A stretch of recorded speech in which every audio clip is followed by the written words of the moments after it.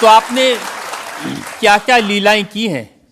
कोई ऐसी लीला नहीं की जिसमें हम फंसे, लेकिन आपकी अदालत में आए हैं, तो आपके उसमें आप जो कह रहे हैं, तो हमारे जीवन में गुरु कृपा से जो किया सब सनातन के लिए किया और केवल सनातन के लिए करें। लीला का मतलब ये हम कोई ईश्वर नहीं है, हम कोई भगवान नहीं है, साधारण जैसे ये इंसान है वैसे हम मानव हैं। बहुत सारे लोग हैं जो हनुमान जी के भक्त हैं, करोड़ों लोग। हाँ, मंगलवार को शनिवार को मंदिरों में जाते हैं, व्रत रखते हैं, प्रसाद चढ़ाते हैं, तो हनुमान जी ने आपको क्यों पकड़ा? कुछ ज्यादा ही घनिष्ठता होगी हमारी, उनको ज्यादा मोहब्बत हम पर आई होगी। लेकिन इस करोड़ों लोगों में हनुमान जी के लाखों भक्त हैं, उन्होंने अपने लिए मांगा और हमने पूरी विश्व के लिए मांगा। हम एक वर्ण व्यवस्था की बात नहीं करेंगे, हम एक गुरु के शिष्य हैं और आम इंसान हैं। और अगर कोई सरनेम पूछे तो हम शुक्ल वंशीय सरयूपारी ब्राह्मण है। तो जो 7 ब्राह्मणों की वेशभूषा है वो हमने धारण की, गुरु के नाते हमने ये पादुका अपनी एक परंपरा को निर्वाहन करने के लिए धारण की। और टोपी कोई आया तो दे गया, अगर आप कुछ दो बहन हमें तो वो भी स्वीकार है। एक शायर ने कहा कि जो खानदानी रईस हैं वो मिजाज रखते हैं नर्म अपना, आपका लहजा बता रहा है आपकी ये शोहरत नहीं।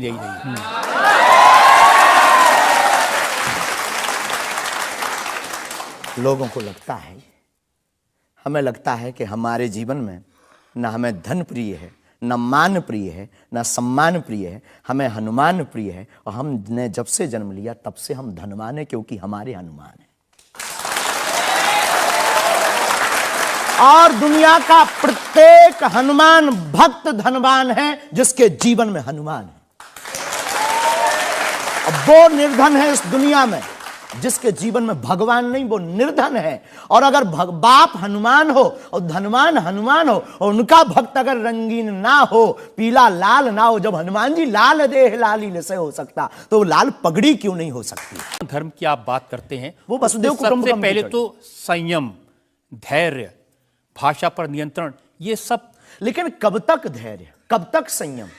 राम की यात्रा पर कब तक पत्थर सहेंगे? पालघर के संतों को बर्बरता के साथ मारा जाता है, कब तक सहेंगे? रामचरितमानस की प्रतियां जलाई जाती हैं, कब तक सहेंगे? संतों को पाखंडी इस देश में बताया जाता है, कब तक धैर्य और संयम रखें? एक दिन भगवान का भी धैर्य खो गया था और उन्होंने भी बाण मार करके समुद्र को सुखा दिया था और रावण का दमन कर दिया था।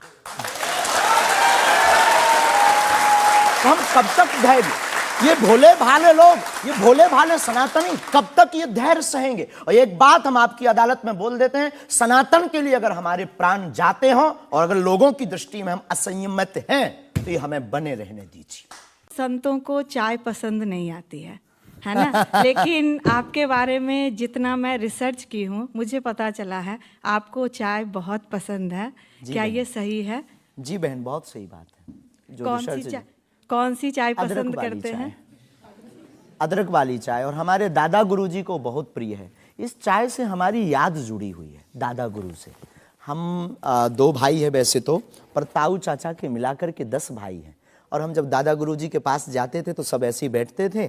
तो दादा गुरुजी बहुत सिद्ध महापुरुष, बहुत कम बोलते थे, महापुरुष थे।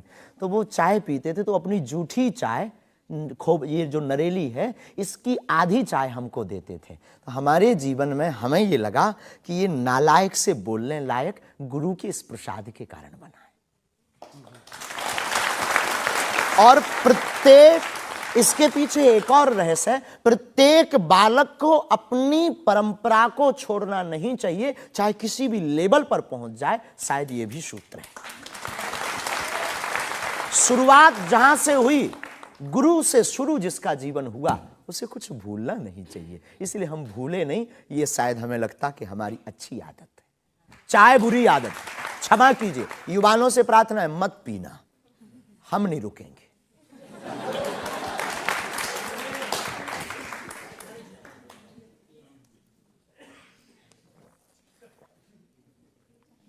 और हमारे दादा गुरु ने तो श्लोक भी बनाया है, कहो तो सुनाऊं? चाय पर श्लोक? चाय पर श्लोक आपने नहीं सुना होगा, एक बार सुन। केटली गर्भ संभूतम शक्कर पत्ती मिश्रितम कप मध्य विराजते देवी ओम चाय चंडिकाय नमो नमः।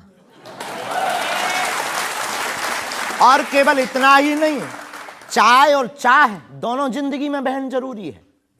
चाय हमारे लिए जरूरी है क्योंकि हमें लगता कि चाय से गुरु की याद आती है, और जिससे ईश्वर की याद आए वो बुरी चीज भी अच्छी है। और चाह, परमात्मा को पाने की चाह भी जिंदगी में बहुत जरूरी है। जिसके अंदर ईश्वर को पाने की चाह होती वो आदमी भी नंबर 1 का होता। चाह पैसों से आनों में आती रही, चाह आनों से रुपया बनाती रही, चाह रुपयों से नोट बुनाती रही, चाह नोटों से कोठी चुनाती रही, चाह कोठी में मोटर मंगाती रही, चाह मोटर से होटल में जाती रही, चाह होटल में बोतल खुलाती रही, चाह क्या क्या ना करती कराती रही।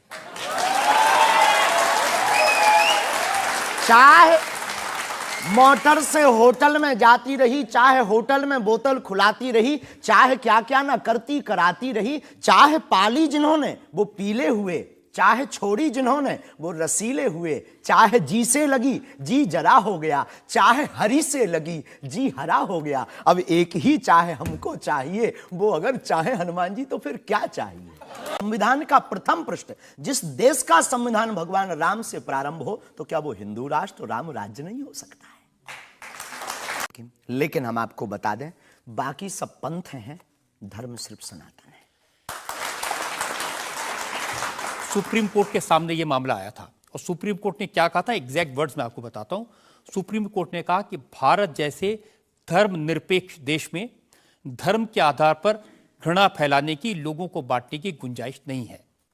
जी, सुप्रीम कोर्ट तो का ये नहीं करना चाहिए। हमारी तरफ से आदर है, लेकिन भारत हिंदू राष्ट्र था, है, बस घोषणा की जरूरत है। देखिए, आप रंग के नाम पर फिल्मों का विरोध करते हैं। आपने कहा कि ये फिल्म नहीं चलने देंगे। हम सिर्फ सनातन के विरोधियों का विरोध करते हैं।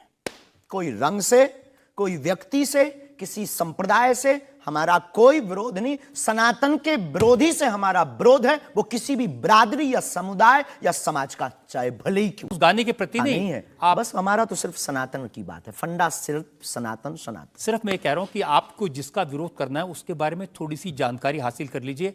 आपको न मिले तो मुझसे पूछ लीजिए। बहुत अच्छा है, अब आगे से ये कोशिश करेंगे, लेकिन सनातन के लिए पूछ नहीं पाएंगे। सनातन पर उंगली उठाएगा तो इधर से भी डायरेक्ट सीधा सा होगा।